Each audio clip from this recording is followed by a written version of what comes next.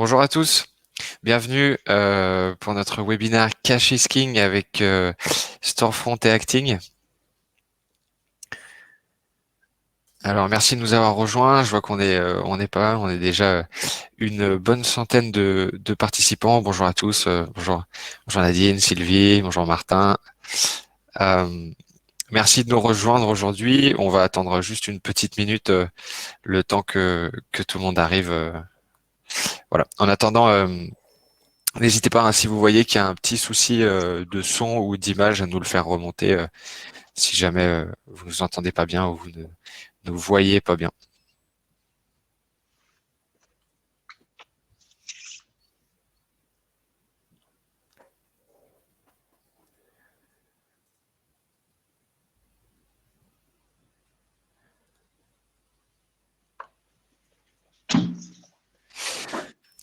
Ok, parfait. Bon, bah, je vois que j'ai l'impression que la réception est bonne, tout le monde nous entend bien, nous voit bien, c'est parfait. Donc voilà, on va pouvoir démarrer ce webinaire sur la bonne approche pour construire vos budgets 2021 avec deux experts qui vont pouvoir nous apporter leur vision et toutes les clés pour faciliter votre gestion et votre préparation des budgets de l'année prochaine. Alors rapidement, refaire un petit point pour le fonctionnement de ce webinaire. Donc c'est très simple, tout ce que vous voyez là va être enregistré. Vous allez le recevoir en replay par mail à la suite du webinaire cet après-midi. Le replay sera accompagné de la présentation qu'on a utilisée bien évidemment, plus d'une synthèse des questions-réponses qu'on aura évoquées pour que vous ayez vraiment tous les éléments dispo dans la présentation. Pour ce qui va être du déroulé du webinaire, vous pouvez voir sur votre droite, vous avez une colonne chat et une colonne questions. Donc le chat, je vous invite à utiliser cette colonne pour tout ce qui va être interaction directement avec ce qui est dit. Et si vous avez des questions de fond, je vous invite à la mettre dans la partie questions, parce que en fait, on va pouvoir les traiter déjà dans un deuxième temps, prendre le temps d'y répondre. Et vous pouvez également voter pour les questions qui vous intéressent le plus. Et nous, en fait, on va trier ces questions pour traiter en priorité celles qui sont d'un intérêt général. Voilà, donc en tout cas, je vois que le chat fonctionne bien déjà. Bonjour à tous et tous ceux qui viennent d'arriver. Alors, premier point, déjà juste qui est derrière ce webinaire, Agicap. Agicap, qui on est, qu'est-ce qu'on fait, pourquoi on organise ces types de webinaires-là. Donc premièrement, déjà Agicap, c'est un outil SaaS de gestion de trésorerie en ligne.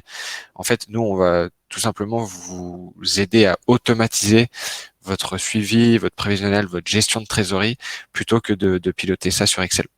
Donc comment ça fonctionne? En fait, on a un outil qui va vraiment être découpé en trois axes. La partie suivi avec une synchronisation bancaire en temps réel. On va faire remonter vos flux directement dans les dashboards, catégoriser automatiquement tous ces flux et vous permettre de suivre votre cash disponible en temps réel.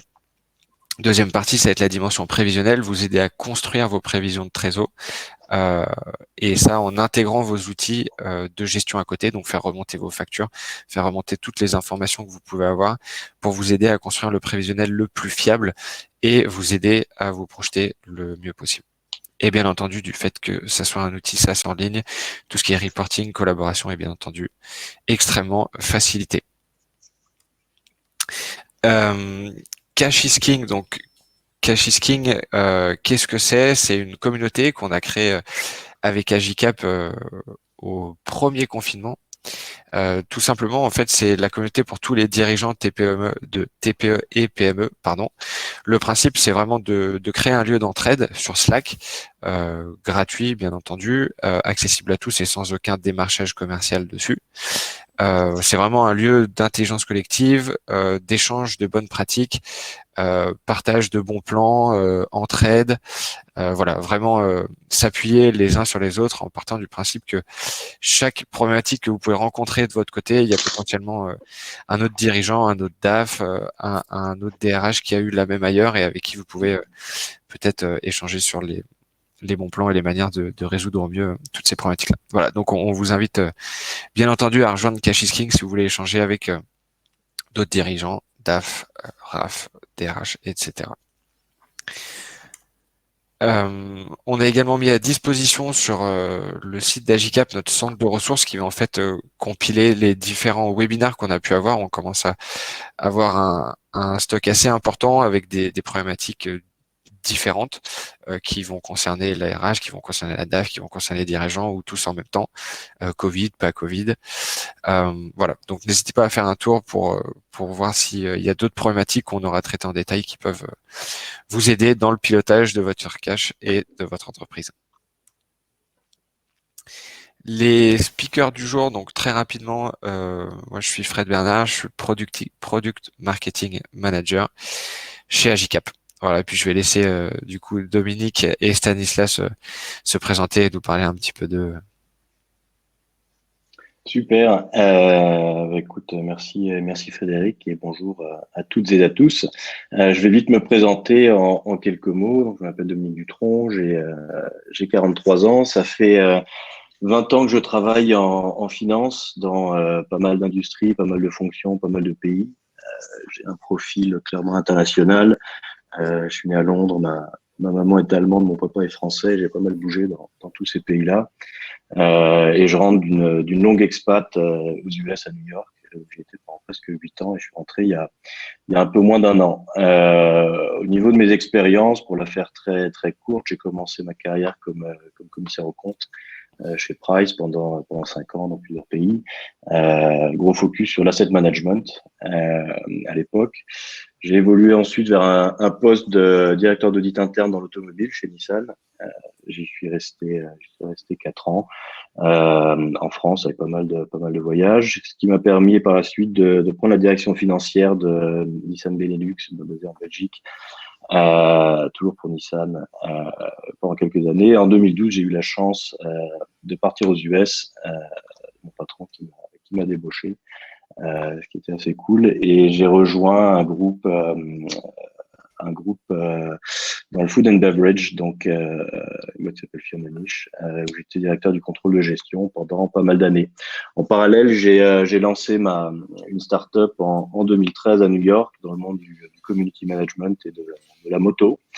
Ceux qui connaissent peut-être les New York Classic Riders ou les Paris Classic Riders, une activité que je fais toujours en side. Et j'ai rejoint une start-up donc de manière un peu plus professionnelle en 2017 à New York. Et je suis rentré il y a quelques mois, un peu moins d'un an à Paris. Aujourd'hui, je suis DAF d'une start-up qui s'appelle Storefront.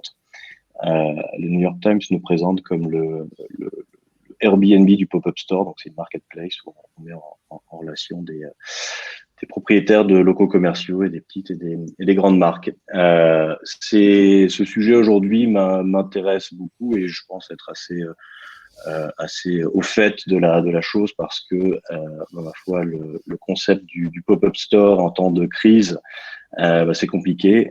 Donc on a vu nos revenus fondre comme neige au soleil. Et voilà. Et donc ça fait depuis le début de la crise qu'on est en mode crise, surtout au niveau gestion financière. Et donc pas mal de choses à dire à ce sujet-là. Voilà. Stan, je te laisse le micro. Ouais, merci Dominique. Bonjour à tous. Merci Frédéric pour l'organisation. Donc, je me présente, je suis Stanislas Sordet. Alors, en fait, je suis, moi, associé chez Acting Finance et DAF à temps partagé. Voilà, Acting Finance, on propose de l'accompagnement à temps partagé à des startups et PME sur les fonctions finance, c'est-à-dire qu'on couvre direction financière, contrôleur financier et office manager pour prendre la main sur à l'ensemble des flux financiers. Voilà, et on a aussi des DRH à temps partagé qui, elles, accompagnent start-up et PME aussi pour la montée en puissance de leur fonction RH. Voilà, moi, un petit historique de mon petit background, en fait. Donc, moi, j'ai fait une école de commerce et j'ai ensuite eu un certain nombre de différents rôles dans l'industrie pharma, des rôles de contrôleur de gestion, contrôleur financier, DAF. Voilà, et avant de démarrer mon activité de DAF à temps partagé, j'étais directeur financier des mid-size countries chez Sanofi Pasteur.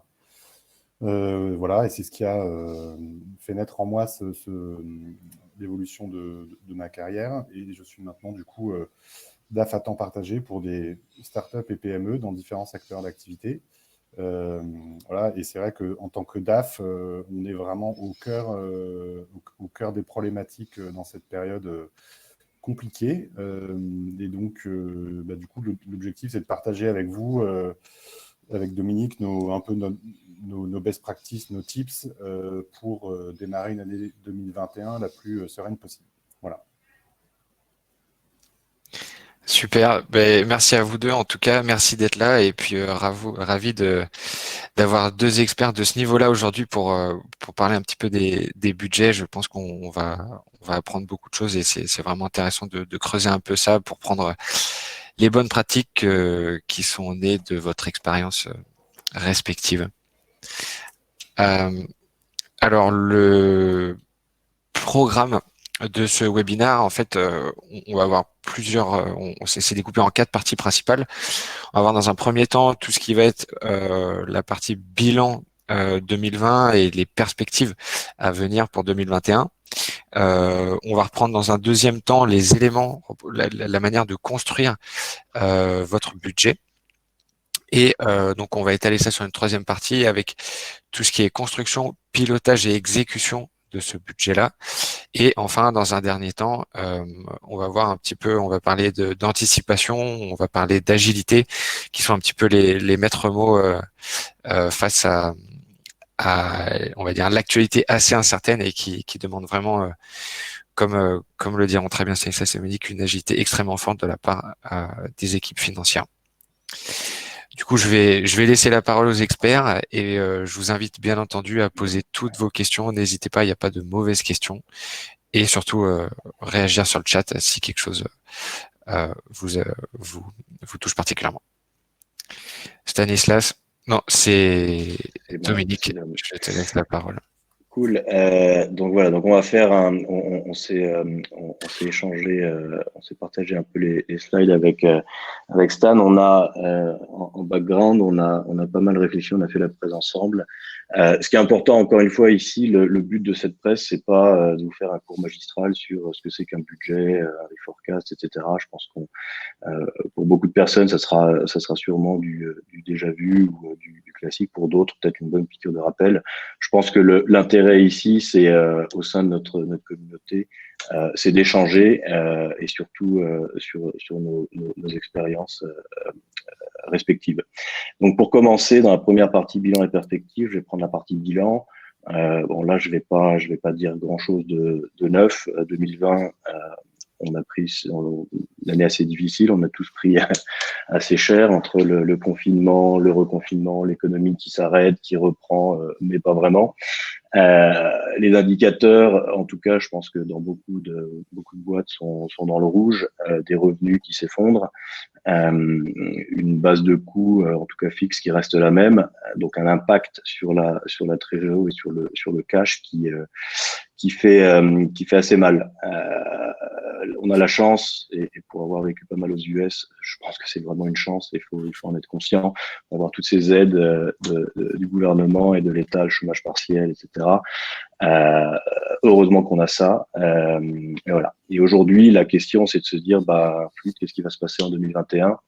On a eu les dernières annonces du président Macron sur le déconfinement, etc. Mais voilà, il reste énormément d'incertitudes. Et à la question, est-ce qu'on a besoin de faire un budget en 2021 ? Clairement, oui. Et Stan, je te laisse le prochain slide pour avancer là-dessus. Ouais, ça roule. Merci, Dom. Effectivement, à juste titre, de 2020, l'économie et la vie des entreprises a été fortement impactée. Les perspectives sur 2021, alors, je dirais, la situation sanitaire n'est pas encore maîtrisée. La sortie de crise est incertaine. On ne sait pas trop quand on peut avoir un retour à la normale. Voilà, avec, à mon avis, un retour qui va être progressif. Il y a des incertitudes sur la vaccination, sur le risque de troisième vague. Et c'est vrai que l'autre aspect, c'est que la pérennité et l'ampleur des mesures peut être incertaine. Voilà, les niveaux d'enveloppe très significatifs qui ont été débloqués pour les PGE, l'activité partielle, les fonds de solidarité, etc., voilà, peuvent ne pas forcément perdurer avec une telle ampleur dans le temps. Je pense qu'il faut aussi s'attendre et anticiper des défaillances dans certains secteurs. Il faut aussi anticiper des problématiques de financement. Voilà, les PGE très significatifs, moi j'ai le cas chez 2 de mes clients, nous mettent en fait au taquet des ratios bancaires.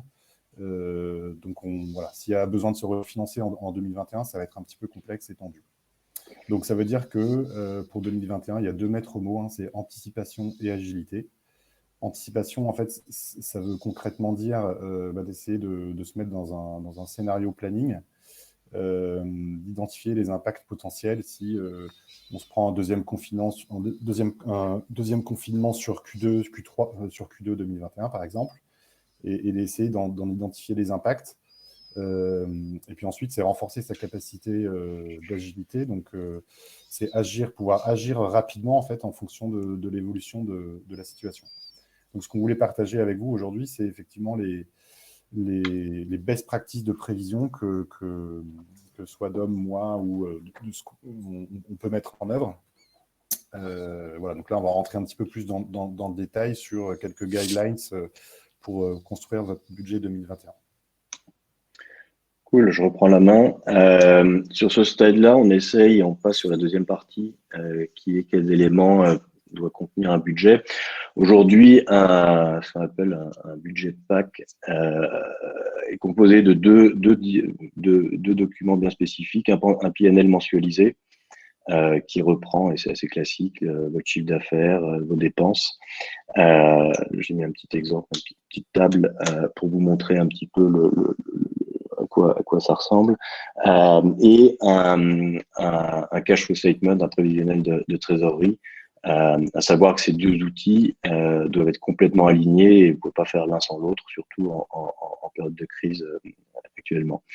Il y a des ratios clés à contrôler au niveau du PNL, tout ce qui est marge brute, des ratios de frais fixes, frais variables, l'EBITDA sur le chiffre d'affaires, etc., etc. Et au niveau de la trésor, donc sur le cash flow statement, la notion de cash burn et de runway. Le cash burn étant votre consommation de cash mensuel, donc en gros les revenus moins ce qui sort. Et le runway qui lui est en gros en sachant la position de cash que vous avez aujourd'hui et votre burn mensuel, en gros combien de temps vous pouvez tenir. Et ça, c'est super important, encore une fois, en fonction du type, et ça, c'est important de le noter, en fonction du type d'entreprise, typiquement des startups qui ont tendance à beaucoup burner avec des revenus pas énormes, en général des runways assez courts, des PME, des boîtes un petit peu plus grosses auront peut-être plus de visibilité. Mais voilà, un point très important. Le budget, je dis toujours, c'est la Bible. C'est en gros la roadmap pour l'année. C'est le point de référence. C'est-à-dire que tout au long de l'année, on va toujours se référencer à un chiffre, à une direction. Ça va être le budget. Ce budget, par contre, il va falloir le réviser, le revoir assez régulièrement. Pourquoi? Parce que l'environnement change, parce que les assumptions qu'on aurait utilisées au niveau du budget changent aussi. Et typiquement, dans un monde parfait, vous avez 3 niveaux vous faites votre reforecast à 3 niveaux. Vous faites le 9 plus 3, c'est-à-dire 3 mois d'actual et 9 mois de reforecast, c'est-à-dire que début avril, vous allez regarder ce que vous avez fait en actual sur Q1 comparé au budget, et vous allez faire un reassessment des 9 derniers mois pour avoir une vision plus claire. Et vous allez faire ça en juin, en juillet et en octobre. Ça m'amène sur le slide d'après, qui est comment construire son budget. Comme je vous l'ai dit, après, ce qui est intéressant, c'est que aussi bien Stan que moi, on travaille sur, on va dire, des types d'entreprises un peu différentes qui ont aussi subi la crise d'une manière un peu différente. Et c'est pour ça que, en préparant les slides, on s'est dit, il n'y a pas vraiment une solution ou une approche, mais on va dire il y en a 2. Il y a l'approche des sociétés qui ont pris très cher au niveau de la crise et qui ont, on va dire, une trésorerie limitée.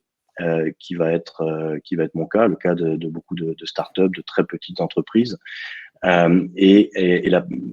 Le cas de figure où on a une société un peu plus, on va dire, backée en cash. Moi, je vais parler de la première partie. Aujourd'hui, moi, ma problématique, c'est quoi? C'est très basique. C'est en temps de crise et c'est important, des niveaux de revenus où on fait moins 90% ou inexistant pendant une période, parce que je rappelle que c'est le monde du retail, le secteur dans lequel je suis, c'est assez compliqué. Moi, aujourd'hui, ma problématique, c'est faire face aux charges courantes et incompressibles. Est-ce que je vais pouvoir payer mes salaires? Est-ce que je vais pouvoir payer mes fournisseurs, mes frais de fonctionnement de ma plateforme? Parce qu'on est une plateforme, donc on a pas mal de SaaS et le coût relatif à ça. Et donc, du coup, je me permets juste de te couper. Je vois ouais, que on fait remonter dans le chat qu'il y a des petites difficultés avec certains noms, pas mal d'anglicismes qui parlent peut-être pardon, excuse-moi. pas à tout le monde. Pardon. Voilà, juste pareil, je vois qu'il y a besoin de petites Ouais, confirmations sur certains acronymes. Donc, n'hésite pas à ouais, pardon, je franciser vois. si besoin. Je suis désolé. BU21, c'est le budget. Donc, budget 21. Et PNL, c'est Profit and Loss. Donc, c'est le compte de résultat en management view. Donc, typiquement, le PNL, c'est mes revenus, c'est mes coûts directs, ça me donne ma marge, c'est mes coûts indirects ou mes OPEX, mes operating expense, ça me donne, et je descends à la fin jusqu'à mon EBITDA. C'est vraiment le PNL. Je ne sais même pas comment on dit PNL en français, mais c'est un bon point. Ouais, c'est compte de résultat. Compte de résultat, merci. Et donc, en gros, donc pour la faire rapide, moi, si demain, donc, en travaillant sur mon budget pour 2021, je vais avoir une approche qui va être basée sur le cash et sur mes coûts. C'est-à-dire que typiquement, si je sais que mes revenus sont à 90% ou à 80% de ce qu'ils étaient l'année dernière, avec un degré d'incertitude qui est assez énorme parce qu'encore une fois, le retail, on ne sait pas trop quand est-ce que ça va reprendre. Mon budget ne pourra être basé, ne fera du sens que s'il est vraiment basé sur mes coûts parce qu'encore une fois, ma trésor est limitée. Donc, je vais regarder quelle est ma base de coûts en 2020 et sur base de ça, avec le peu de revenus que je fais, je vais voir déjà si, ma foi, je n'ai pas à réduire encore plus ma base de coûts pour pouvoir tenir l'année 2021 ou pas. Donc, c'est vraiment une approche par les coûts plutôt que de dire, voilà, je prends ma top line, donc je prends mes revenus, j'y rajoute plus 10% par rapport à l'année précédente parce que c'est pas comme ça que ça marche. Stanislas, toi, tu as une approche, je pense, un peu différente. Ouais, moi pour partager, en fait, parmi mes clients, j'ai quasiment que des startups qui sortent de levées de fonds plutôt significatives. Donc, quelque part, on n'a pas forcément de problématique de cash à très court terme. Maintenant, le fait que la crise dure, que l'impact sur le chiffre d'affaires se matérialise, que la reprise peut avoir est incertaine et on n'arrive pas trop à dire à quel moment le business va repartir. Tout ça, ça nous met plutôt dans une approche qui est de dire voilà, mes problématiques, c'est il faut que je limite les impacts de la crise sur mon PNL, sur mon compte de résultat, pardon, et sur ma trésor. L'autre objectif, c'est de pouvoir aussi sécuriser l'exécution de la feuille de route stratégique. Voilà, et donc là, on va être plutôt dans une approche qui est de dire OK, le sujet, c'est pas forcément le pilotage à 10K € près, mais ça va être plus de mesurer les impacts potentiels de tel ou tel scénario sur le niveau de trésor et de faire en sorte qu'on puisse continuer à investir et donc faire levier sur le dispositif, mais surtout qu'on puisse délivrer aussi aux investisseurs la feuille de route pas trop dégradée sur laquelle on s'était engagé lors de l'entrée des tours de table. Donc c'est une problématique un petit peu différente. Et là, aujourd'hui, moi, mes pratiques, c'est de partir sur un scénario de base, donc de figer un budget avec un certain nombre d'hypothèses. Par exemple, j'ai un client dans la restauration, l'hypothèse, c'est une réouverture des restos début février 2021. Alors, on ne s'était pas trop trompé parce que l'annonce, pour l'instant, c'est le 20 janvier. Voilà. Et donc, ce scénario de base, on traduit ce scénario en compte de résultat et en prévisionnel de trésorerie. Voilà, et ça va devenir notre fil rouge pour l'année 2021. En parallèle, on se dit, oui, potentiellement, quels événements peuvent faire que ce scénario-là ne se déroule pas comme prévu. Donc là, très concrètement, ça veut dire que si on se reprend un deuxième confinement et des fermetures, voilà, en fait, on va perdre du chiffre d'affaires et on va mettre du temps à revenir à une situation plus normale. Et donc, du coup, on se fait ce qu'on appelle un stress test. C'est-à-dire qu'on met tout le compte de résultats et tout le plan de trésor sous tension pour voir combien de temps on tient, en fait. Voilà. Et donc ça nous permet de dire, OK, sur une situation très dégradée, on a 12 mois devant nous. Sur une situation plutôt en ligne avec nos hypothèses budgétaires, on est plutôt à 24 mois.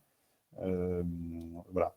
Et ça sert aussi à anticiper les problématiques de financement et de se dire, voilà, en fonction de l'évolution de la situation, il faut que j'active tel ou tel plan.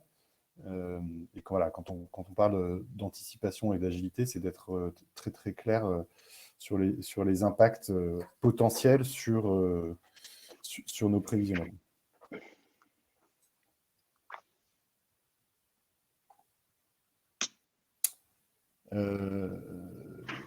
Quelque chose aussi d'important, parce que le budget, quelque part, c'est une feuille de route. La problématique, c'est qu'en fait, il faut le mesurer, le comparer. Voilà, et donc, du coup, ce qui est important, une fois qu'on a son budget, c'est de se mettre en ordre de marche pour être dans cette logique de mesurer la performance, de décider et de reprévoir. Voilà, c'est super important. Le budget est une base de référence. Ensuite, il faut comparer à ce budget le réel sur les ratios clés, analyser donc les différentes variations, les causes, et puis ensuite décider pour et simuler l'impact de ces décisions dans ce qu'on appelle un reforecast, et donc ça veut dire replanifier. Donc c'est le cercle vertueux de la planification. Voilà, c'est très très important de faire ça. Alors le risque, c'est qu'on peut se dire, ok, je vais mesurer ma performance ou vérifier mon réel voilà, tous les jours, 2 fois par semaine, 3 fois par semaine, faire des reforecasts et de reprévoir. Le point, ce qui est important, c'est de ne pas perdre son énergie. Donc, le premier sujet, c'est le cash, c'est en fait de suivre plutôt régulièrement. Alors, ça peut être en fonction de la situation ou du contexte, soit hebdomadaire, soit mensuel, mais juste faire un suivi des encaissements, décaissements sur le mois écoulé, ce qui donne un peu une tendance de dire, oui, bah, sur ce mois-ci, est-ce qu'on est toujours dans les clous voilà. Et ensuite, de manière, pareil, ça dépend un petit peu du contexte et des besoins de monitoring, mais en mensuel ou en trimestriel, se remettre dans une approche de reprévisionnel en prenant son réel et en fonction voilà, de l'évolution de la situation ou des décisions qu'on a prises, faire des prévisions sur les mois suivants. Voilà, aussi bien sur la partie compte de résultats que sur la partie trésorerie. Donc ça c'est plutôt une bonne pratique qu'on voulait partager, qui consiste vraiment à se dire, voilà, pas faire pas passer trop d'énergie voilà, à remouliner des chiffres, mais plus être assez structuré dans la manière dont on gère ses process, quoi.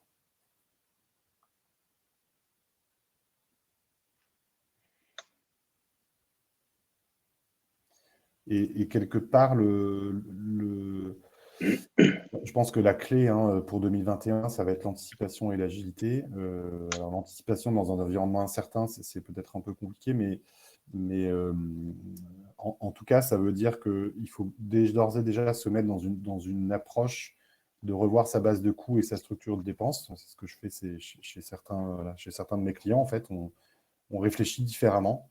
On favorise la flexibilité. Il y a des recrutements qu'on décale et certains qu'on ne va pas pérenniser tout de suite pour, si vraiment la situation est très dégradée, pouvoir réagir. Et donc, c'est effectivement aussi anticiper les impacts potentiels d'un scénario dégradé sur voilà, et les solutions qu'on peut mettre en œuvre. Et surtout, le point très important, c'est le timing. Voilà, et ça peut couvrir les sujets organisationnels, les structures de coûts d'investissement, de financement, d'aide.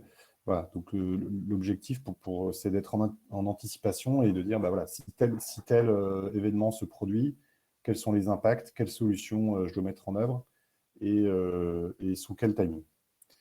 Et l'agilité, là, on est plus sur renforcer sa capacité à faire ses analyses rapidement, c'est-à-dire obtenir ces données rapidement. Donc, ça veut dire coordonner soit les process de clôture en interne, soit son expert comptable, pour faire en sorte qu'on puisse disposer effectivement d'informations sans attendre la fin du mois suivant. Voilà. Donc pour être agile, en fait, il faut avoir les indicateurs rapidement, ce qui peut être un challenge, c'est sûr, mais il faut se forcer à converger vers ça. Voilà. L'autre point, c'est que il faut se concentrer sur les actions à prendre qui ont un impact fort. Avoir une liste de 30 actions, c'est peut-être pas forcément pertinent. Il faut peut-être se concentrer sur les 3 à 5 actions ou mesures qui peuvent vraiment impacter. Et voilà. Et puis, il y a un aspect aussi qui va être clé dans l'agilité de 2021, c'est la communication avec ses partenaires financiers, notamment banques, investisseurs. Voilà, parce qu'en fait, de pouvoir en amont informer de scénarios possibles, d'impact potentiel, ça permet déjà en amont, effectivement, d'avoir déjà des discussions de financement, ce qui va être très, très important sur 2021.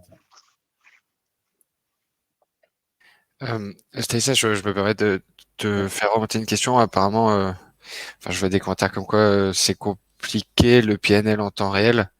Est-ce que tu peux clarifier du coup ce que tu entendais par là?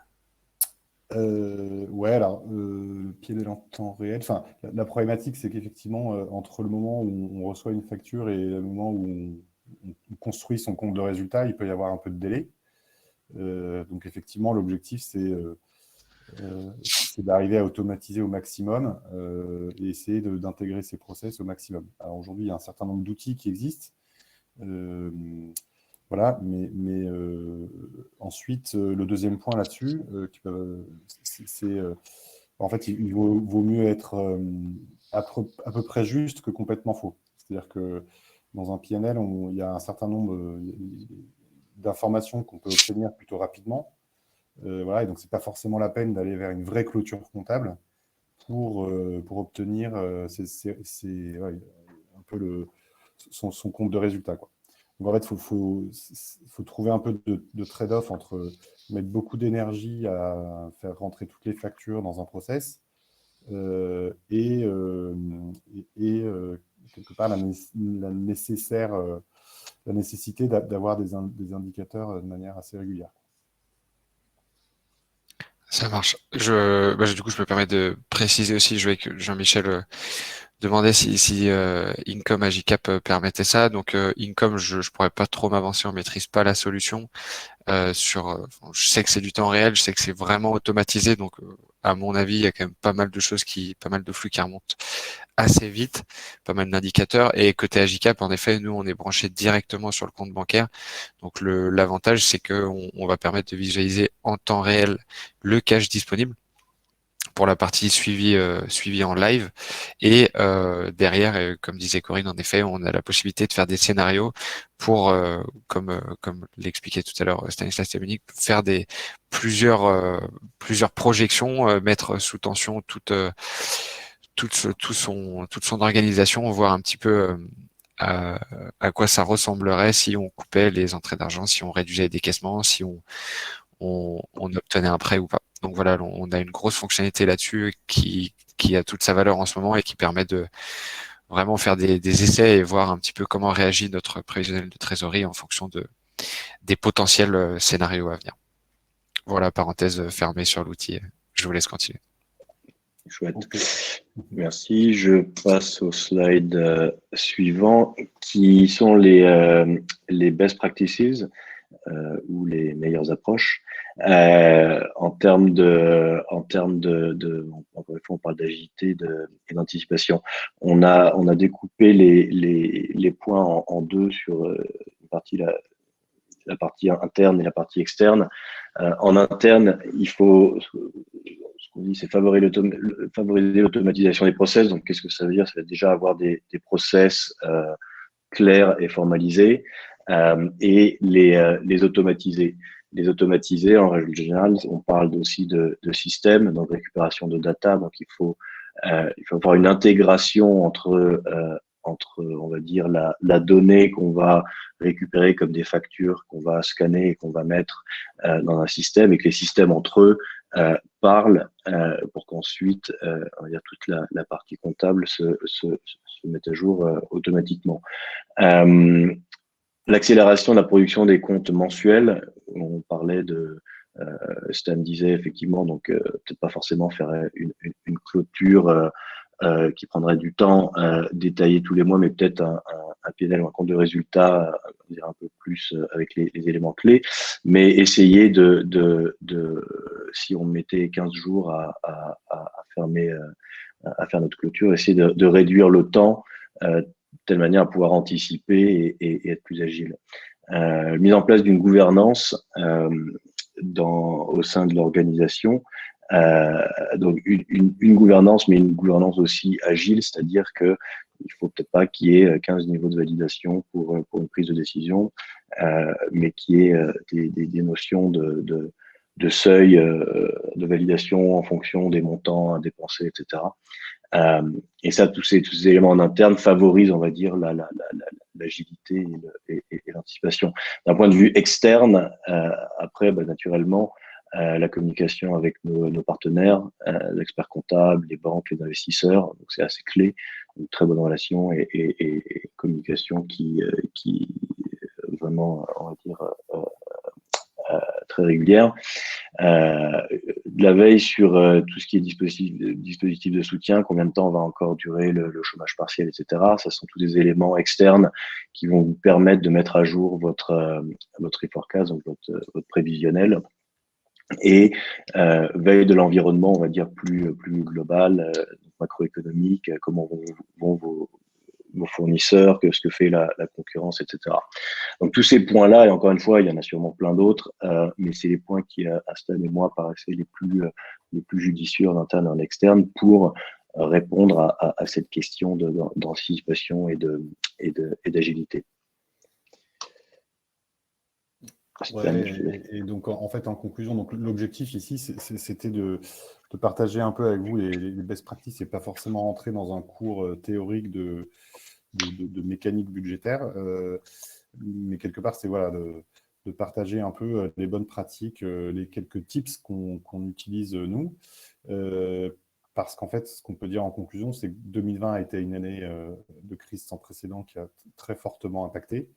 2021 va être une année charnière avec l'incertitude sur une sortie de crise, sur le timing, voilà, sur le timing d'un retour à une activité plus normale, voilà, sur quelque part quel visage aura le monde d'après, parce que oui, il y aura un monde d'après.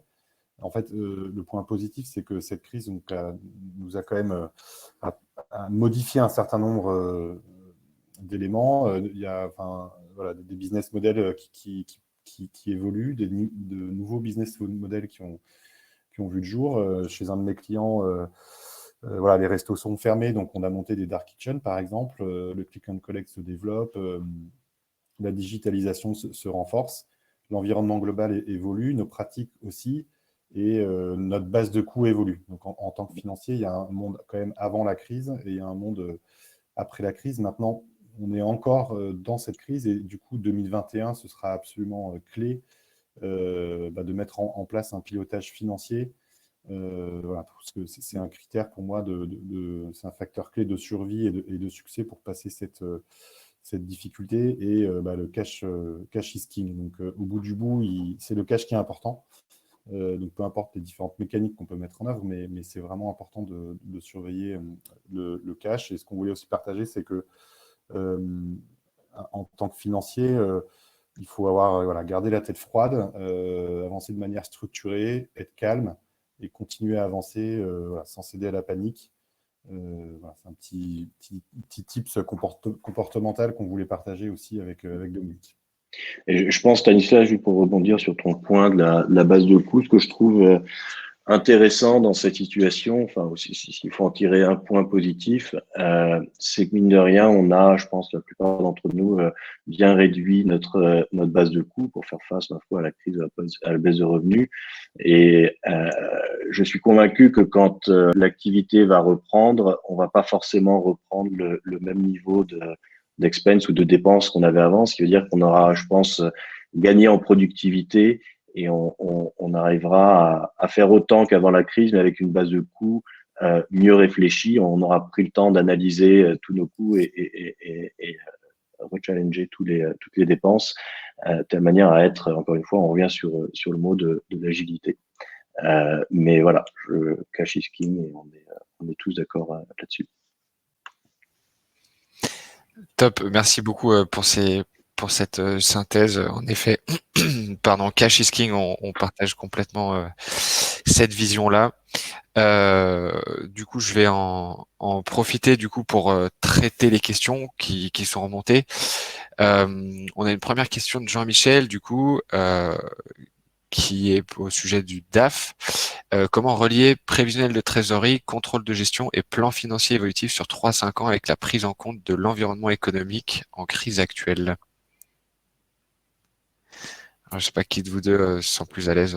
Ouais, Vas-y, Ouais, je ouais. compléterai. Bah, alors, le premier point, parce qu'il y a plusieurs points dans la question, mais effectivement, lié prévisionnel de trésorerie, contrôle de gestion, enfin, pour moi, c'est le contrôle de gestion qui va alimenter les prévisionnels, quelque part. Donc, en fait, voilà, avoir une fonction de contrôle de gestion ou une activité de contrôle de gestion qui va consister à identifier des écarts entre un budget et un réel, par exemple.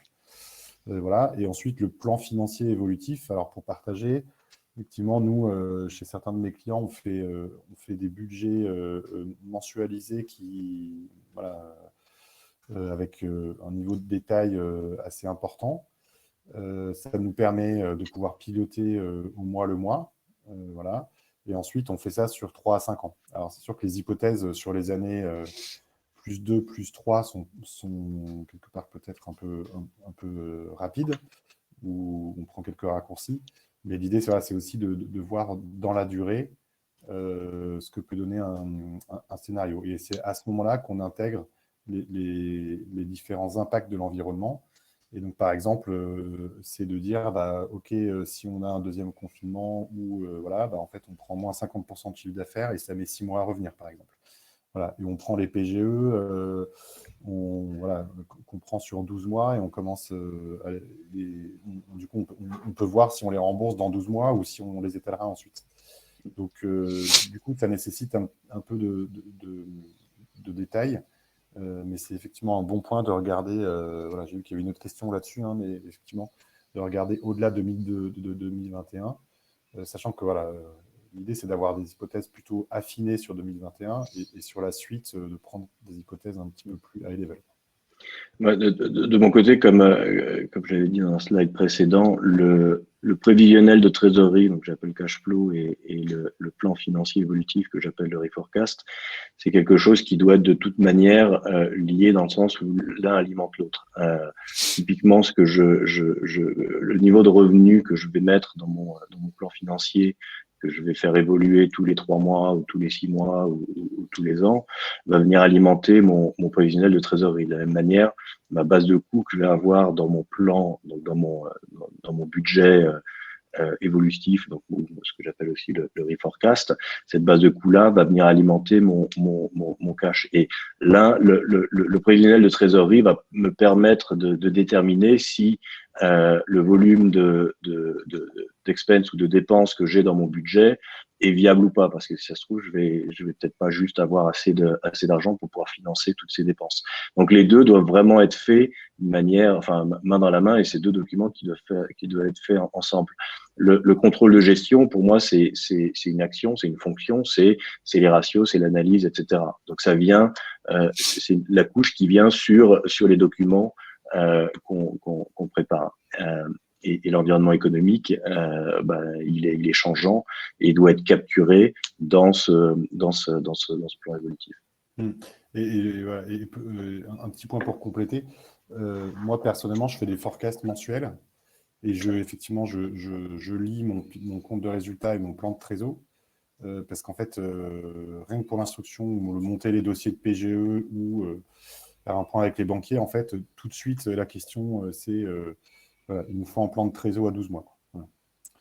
Ou à 24 mois. Donc, ce qui est important aussi, on n'en a pas parlé, c'est la fréquence à laquelle on doit faire à laquelle on revoit le prévisionnel de trésorerie. Encore une fois, je reviens à mon slide où on disait qu'il y avait deux types de sociétés, les sociétés qui sont vraiment en distress de cash, donc avec une trésorerie assez limitée. Là, clairement, moi, mon forecast, je le fais toutes les semaines. Donc, je revois mon prévisionnel de trésor, c'est toutes les semaines où j'en suis, qu'est-ce qui va arriver, etc. Sur une société qui est un petit peu plus, on va dire, riche en cash, elle aura peut-être moins l'obligation de faire ça toutes les semaines, mais peut-être plus tous les mois. Donc voilà, c'est vraiment en fonction de votre situation et de la santé financière de votre entreprise qui va déterminer, on va dire, la périodicité de ces prévisionnels. Et encore une fois, on parlait d'agilité et d'anticipation. La clé pour 2021, c'est de suivre son cash et l'évolution des éléments externes le plus régulièrement possible. J'imagine que ça répond déjà aussi à moitié à la question de Mathilde pour les scénarios. Est-ce qu'il est plus intéressant de les faire Exactement, c'est pour ça que je me au suis permis trimestre? Ouais. C'est encore une fois encore une fois, en fonction de la santé financière de la société et des besoins que vous avez, le risque de faire un prévisionnel ou de refaire votre reforecast tous les 3 mois, il est grand parce qu'en 3 mois, il peut se passer beaucoup de choses. Il peut y avoir beaucoup d'éléments externes ou même internes qui viennent changer votre approche. Encore une fois, moi je suis sur le PNL, le compte de résultat, c'est mensuel. Ma position de trésor, c'est toutes les semaines. Stan dira peut-être l'inverse, il sera peut-être un peu, enfin pas l'inverse, mais avec des périodes un peu plus longues. Mais voilà. Ouais, voilà, ou dès qu'il y a des impacts forts connus, là, effectivement, on se repenchait, mon client qui est dans la restauration, voilà, aux annonces des couvre-feux, en fait, on s'est remis relativement rapidement à faire retourner les forecasts pour voir à peu près l'impact que ça allait générer. Voilà. Ensuite, on a refait l'exercice à l'annonce du confinement. Et donc là, par contre, on a figé une hypothèse de reprise d'activité. Voilà. Et depuis, on n'a pas fait de reforecast parce qu'on est assez clair sur quels vont être les impacts et les points de passage, quoi. Je vois une question intéressante de Lucie sur la dépendance du comptable et ou d'internaliser, externaliser la partie financière. Je pense que ça rejoint le point quand on parlait de communication, anticipation, agilité.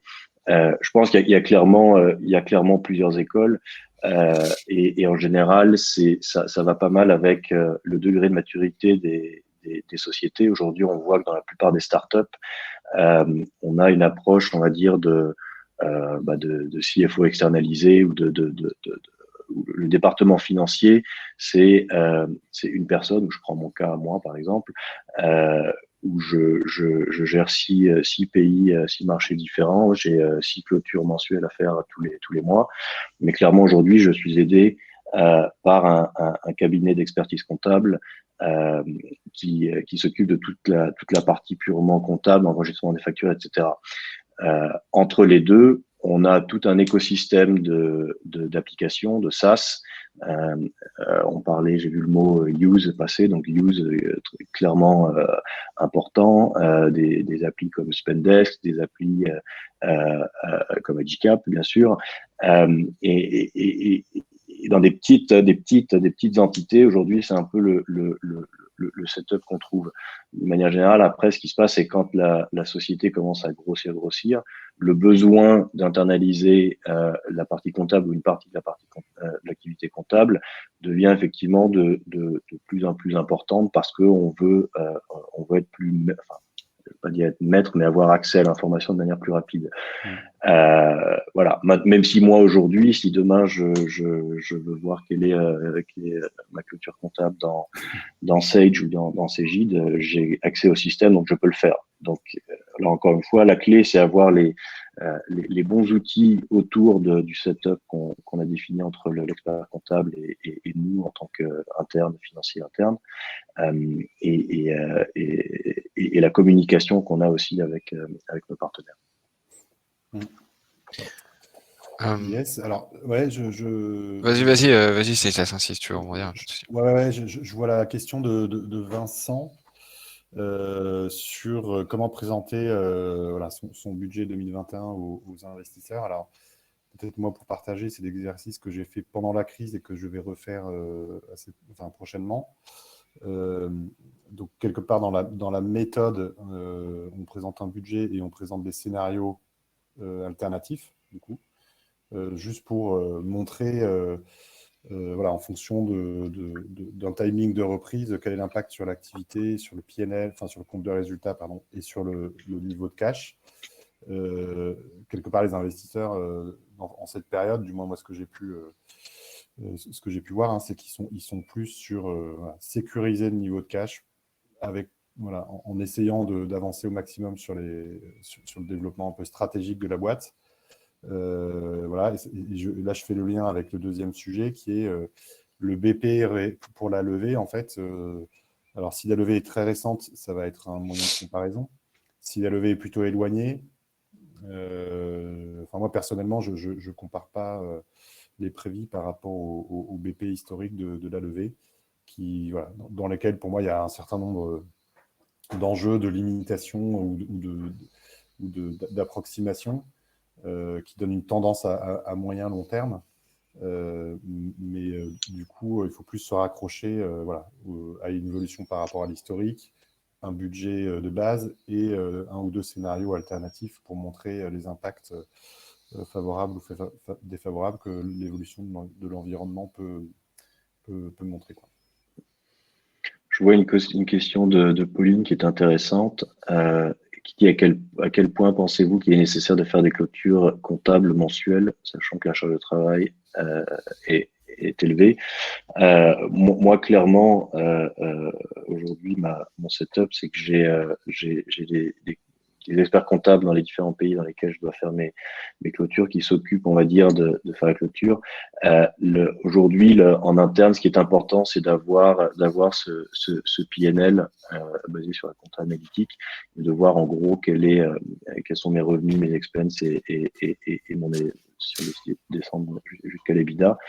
À mon sens, faire une clôture mensuelle détaillée est pas primordial. Trimestrielle clairement, mais si on est, on va dire, au vu du temps que ça prend et en temps de crise, je pense que c'est pas obligatoire. Ça ne veut pas dire que vous tenez pas une comptabilité à jour dans votre système comptable, mais peut-être pas avoir le formalisme que vous allez avoir pour une clôture annuelle, clairement.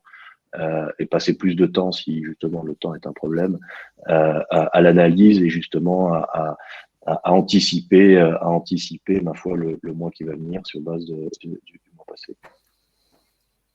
Ouais, c'est ça, et ça rejoint aussi ce que je disais tout à l'heure, c'est qu'il vaut mieux essayer de faire une clôture, ce qu'on appelle un peu entre guillemets quick and dirty, c'est-à-dire de prendre voilà, les éléments qui impactent le plus et ne pas forcément vouloir se lancer dans une clôture ultra détaillée. Voilà. Pour partager, j'avais des gens dans une équipe voilà, que je gérais qui passaient des provisions mensuelles pour 3,28 €. La problématique de faire ça, en fait, c'est qu'on passe beaucoup d'énergie à aller récupérer les informations détaillées et qu'en fin de compte, ça n'impacte pas de manière très significative la vision globale.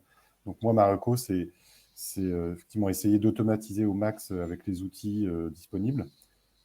Essayer aussi de parler avec son expert comptable pour qu'il puisse sortir les éléments voilà, sans attendre la déclaration de TVA du 24. Voilà. Et ensuite, se concentrer vraiment sur sur ce qui impacte le plus son compte de résultat au niveau mensuel et trimestriel, et garder pour la fin d'année toutes les écritures purement comptables, quoi. Voilà, ma petite reco. Ok, je pense qu'on a couvert toutes les questions à travers les différentes réponses. Voilà, je sais pas si vous en avez vu d'autres qui m'auraient échappé, mais je pense que tous les sujets ont été couverts. S'il y a peut-être une question ou de dernière minute qui n'aurait pas été traitée, ou si vous avez peut-être Je vois Jean-Michel qui pose la question, prévoir plutôt un budget prévisionnel 2021-22 pour intégrer l'agilité. Je pense que l'agilité, il faut clairement pas attendre 2022 pour l'intégrer. Il faut déjà l'avoir maintenant, parce qu'une l'agilité, ça se construit aussi. On ne devient pas agile en 2 secondes. Donc je pense que l'agilité, il faut clairement l'intégrer pour 2021. Si vous n'êtes pas encore agile en 2022, ça va être compliqué en 2021, je pense. Ok, très clair. Non, je vois l'heure qui tourne. On est pas mal au-delà des 45 minutes prévues. Tac. Je vois qu'il y a une dernière question de Mathilde. Combien de scénarios faut-il faire pour 2021? Alors, je démarre, Dame. Vas-y. Ça dépend un peu. Alors, il peut y avoir ça dépend des secteurs d'activité, je pense, parce que certains secteurs sont impactés très fortement à la baisse quand il y a du confinement, des mesures, etc. Et peuvent être aussi impactés très fortement quand l'activité reprend. Et donc, en fait, dans ce type d'activité, il faut peut-être avoir un scénario de base qui est plutôt prudent, de dire voilà, en gros, la date de reprise, c'est à peu près ça. Donc, par exemple, nous, sur mon client, on a pris début février, et quelque part, le retour, la progressivité du retour à 100% de l'historique se fera sur 3, 4, 5, 6 mois. Donc ça, c'était notre scénario de base. Voilà. Et ensuite, dans certains secteurs d'activité, la reprise forte va pouvoir impacter le cash. C'est-à-dire qu'une demande forte, ça va avoir des impacts sur le BFR, par exemple. Ça va avoir peut-être des impacts sur le niveau de stock, sur le niveau de prod. Voilà. Donc, en fonction des secteurs d'activité, c'est pas mal de faire un budget, un scénario de base, un scénario un peu contracté de crise, et puis un scénario où effectivement l'activité repart fort, quoi. Et moi, ma reco, c'est dans ces scénarios, c'est pas de retoucher l'ensemble des datas, mais c'est plus de par exemple, aller mettre une forte progression du chiffre d'affaires, et du coup de simuler combien l'impact que ça peut avoir sur le BFR, par exemple.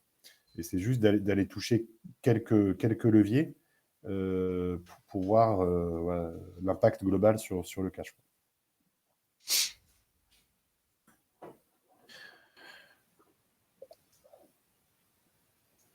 Ok, et donc dernière et ultime question pour Valérie. Cash is king, entièrement d'accord, surtout en période des crises.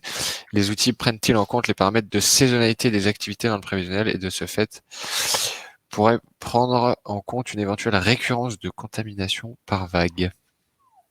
Alors, ouais, là, on est dans la modélisation future des impacts de l'épidémie.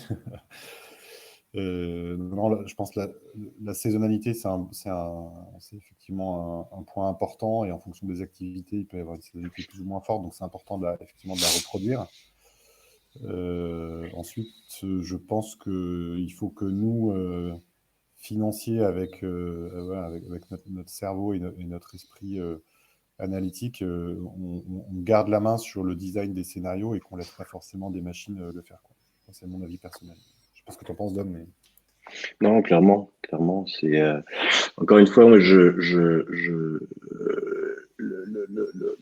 reforecast doit se faire le plus régulièrement possible en temps de crise, et ça doit être fait par l'humain, par l'homme. On a un cerveau, et on analyse, on sait anticiper, et voilà. La seule incertitude, c'est effectivement ce qui se passe, c'est l'environnement. Et c'est pour ça qu'il faut, comme l'environnement est très changeant, et ça change très vite, ça doit se refléter très rapidement dans nos prévisions. prévisions.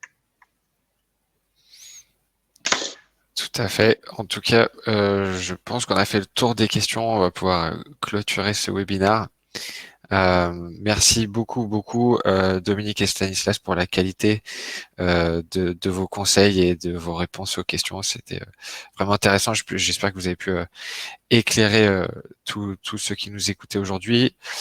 Bien entendu, dans la présentation que vous allez recevoir par mail, il y a nos contacts.